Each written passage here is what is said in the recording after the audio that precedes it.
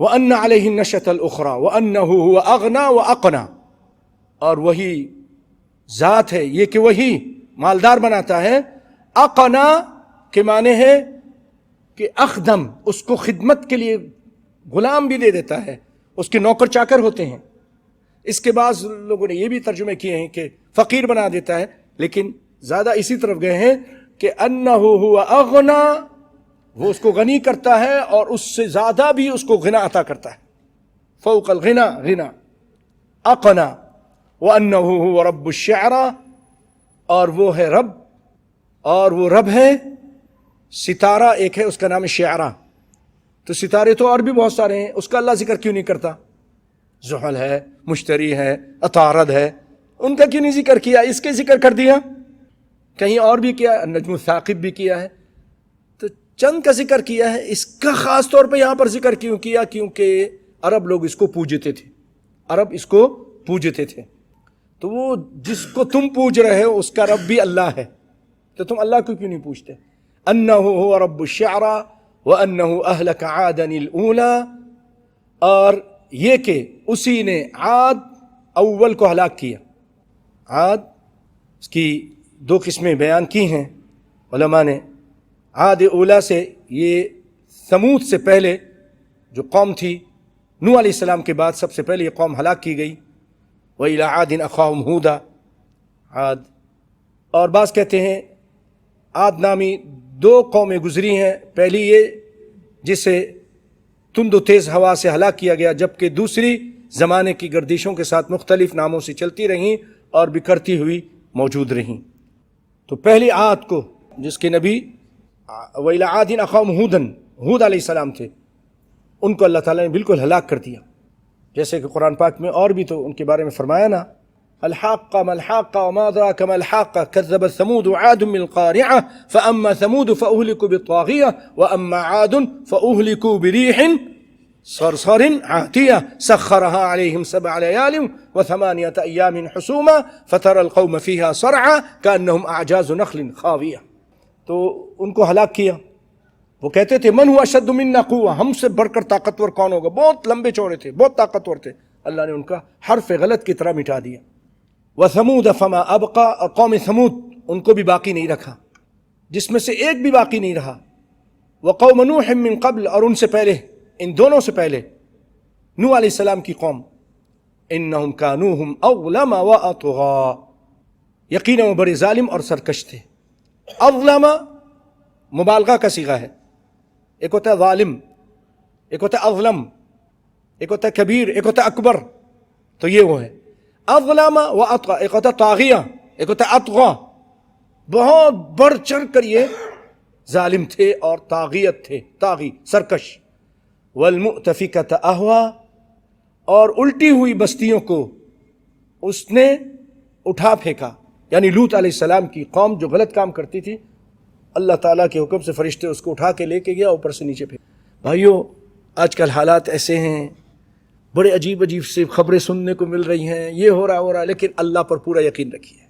آپ اگر حق ہیں، اللہ تعالیٰ آپ کی ضرور مدد کرے گا، ضرور مدد کرے گا، اپنے دین کی مدد کرے گا، اپنے دین کو ضرور پھیلائے گا. اللہ پہ اچھا توکل رکھیں، امید رکھیں، دل مت چھوٹا کیجئے کہ یہ ہو رہا ہے، وہ ہو رہا ہے، کچھ بھی ہو رہا ہے. اللہ تعالیٰ ہر چیز پر قادر ہے. بڑی بڑی قوموں کو، بڑے بڑے طاقتور اور سپر پاوروں کو اللہ تعالیٰ نے پہلے بھی ختم کیا، اب بھی قادر ہے.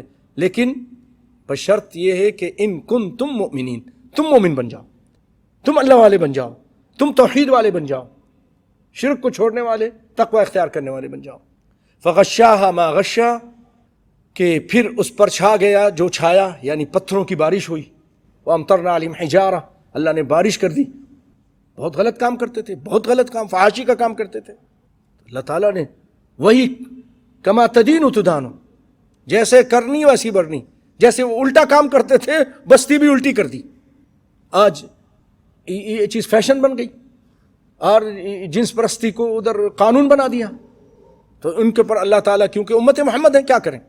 تو اس لیے ایک دم تو نہیں مٹا رہا، لیکن ایسے ایسے عذاب آ رہے ہیں. آپ جا کے دیکھیے مسلمان بچے میں، اور ان کے اندر خطرناک قسم کے ایڈز ہیں، تو کینسر ہے، تو اور دیگر بیماریاں آ رہی ہیں، جوڑوں کا ایسے ایسے زبردست درد ہے، موت کی تمنا کرتے ہیں.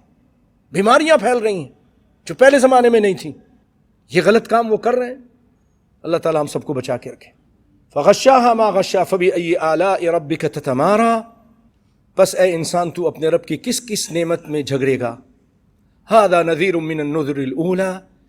یہ نبی یعنی محمد صلی اللہ علیہ وسلم ڈرانے والے ہیں پہلے ڈرانے والوں میں سے. یعنی جیسے پہلے نبی تھے یہ بھی ایک نبی ہیں، جمع نذیر کی. جیسے ڈرانے والوں میں سے ہیں یہ بھی. ازفت الازفہ کہ قیامت نزدیک آ گئی ہے. قیامت کے نام سے ازفت الازفہ لیس لها من دون اللہ کاشفہ. اللہ کے سوا اس کے وقت کے بارے میں وقت اس کا تعین کرنا کوئی نہیں ہے. کوئی اللہ کے علاوہ کوئی اس وقت معین اس کو کھول دے دکھانے والا کوئی نہیں ہے. اللہ کے پاس ہے.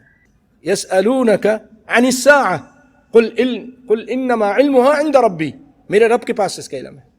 یسألونک کأنک حفی عنہا. آپ سے ایسے پوچھتے ہیں جیسے آپ نے اس علم کو احاطہ کیا ہوا ہے، گھیرا ہوا ہے، آپ کے پاس علم ہے. نہیں. جبریل علیہ السلام نے آ کے پوچھا کہ اخبرنی عن الساعہ، قیامت کے بارے میں بتائیے. قال ما المسؤول عنها بأعلم من السائل. جتنا سائل کو معلوم ہے اتنا مسئول کو معلوم ہے. یعنی مسئول میں ہوں، سائل تم ہو. تم کو بھی نہیں معلوم، جبریل کو بھی نہیں معلوم، مجھے بھی نہیں معلوم. ان اللہ عنده علم الساعہ وینزل الغیث.